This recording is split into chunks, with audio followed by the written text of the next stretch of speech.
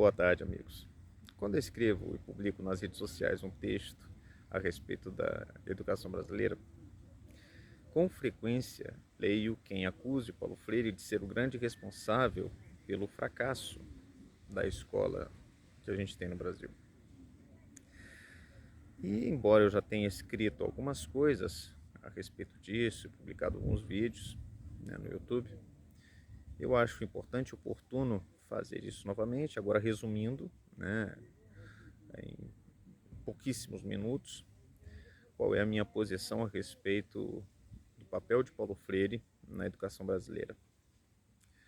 Bom, Paulo Freire, de fato, criou, sistematizou, atualizou um método de educação, ou melhor dizendo, um método de alfabetização de jovens e adultos, que é muito interessante, a partir das circunstâncias dos cidadãos. Mas há algo que ele jamais criou. Ele jamais produziu um sistema educacional. Ele jamais criou uma teoria propositiva no campo da educação. O que ele propôs são ideias gerais. E mais ainda, o núcleo da filosofia educacional do Paulo Freire é um núcleo negativo. Como assim? É um núcleo crítico. Paulo Freire faz parte de um grupo de pensadores, de filósofos, sociólogos, marxistas nos anos 60, nos anos 70, na verdade a partir dos anos 40, com Adorno, Horkheimer, com a Escola de Frankfurt, que propunham-se a fazer a crítica da sociedade, das instituições sociais. Então, o Paulo Freire está dentro desse universo, da crítica da sociedade, do pensamento crítico, da filosofia crítica. E ele escolhe como objeto da sua crítica justamente a escola. Então, quando Paulo Freire trata da escola, ele trata no sentido de apontar aquilo que precisa ser transformado, mas ele não aponta o caminho da transformação a não ser em linhas muito gerais. E qual é o núcleo da crítica de Paulo Freire? A crítica de Paulo Freire à escola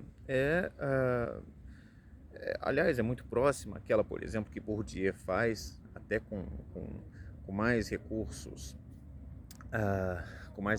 sociológicos e conceituais, Então, é a crítica do fato de que a escola brasileira não liberta, não é libertadora, não produz autonomia dos cidadãos, dos indivíduos.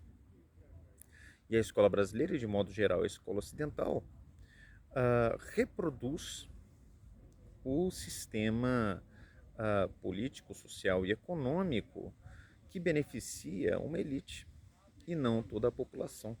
Nesse sentido, Paulo Freire mostra que a escola é alienante e não libertadora, e não emancipadora, porque trata-se justamente aí da imposição de uma ideologia, no sentido estrito, que é a ideologia da classe dominante, a classe dominada, oprimida.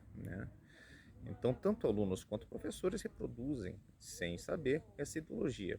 E a escola seria um instrumento de opressão nesse sentido, um instrumento de aprisionamento das classes populares em um sistema político, social e econômico que as escraviza, de certo modo, que impede que elas obtenham a sua autonomia social, política e econômica. Okay? Então, no fundo, esse é o núcleo do pensamento pedagógico do Paulo Freire. É uma crítica e não uma proposição. Tá? E é justamente por isso que ele não pode ser considerado o criador de um sistema, um método, um sistema Paulo Freire de educação, porque ele nunca criou. Ele criou, na verdade, um método de alfabetização, mas isso é muito diferente de ter um método geral do modo como as escolas e o próprio processo educacional integral pode funcionar. Paulo Freire nunca fez isso.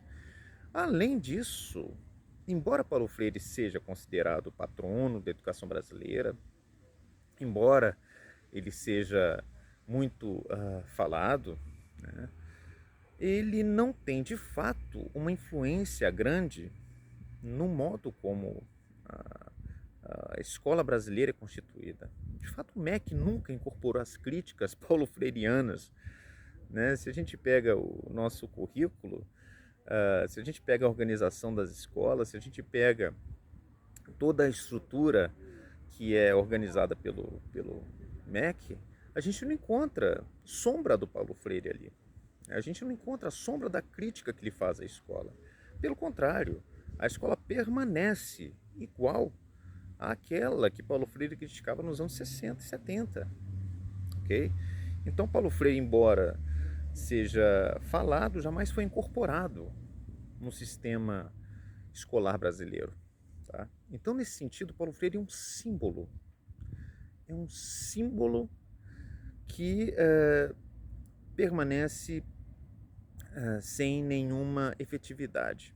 Né? É um mero símbolo usado na argumentação, na retórica, mas não na prática. Tá? E nesse sentido, tanto para a esquerda quanto para a direita, Paulo Freire é um símbolo. Tá? Para a esquerda, por quê? A esquerda fala de Paulo Freire, mas não põe Paulo Freire em prática com a sua crítica, ok? E para a direita é um símbolo porque muitas vezes quem acusa Paulo Freire jamais o leu. Aliás, porque se eu tivesse lido, não diria que há um método, um sistema Paulo Freire, nem que Paulo Freire é o responsável pela miséria educacional brasileira. Isso seria impossível. Tá? Enfim, Paulo Freire não é o responsável pelo desastre da nossa escola.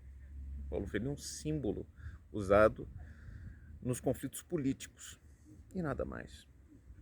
Ok? Obrigado pela atenção. Peço, se puderem, se inscrevam no canal para a gente crescer esse canalzinho aqui. Tá bom? Um abraço a todos.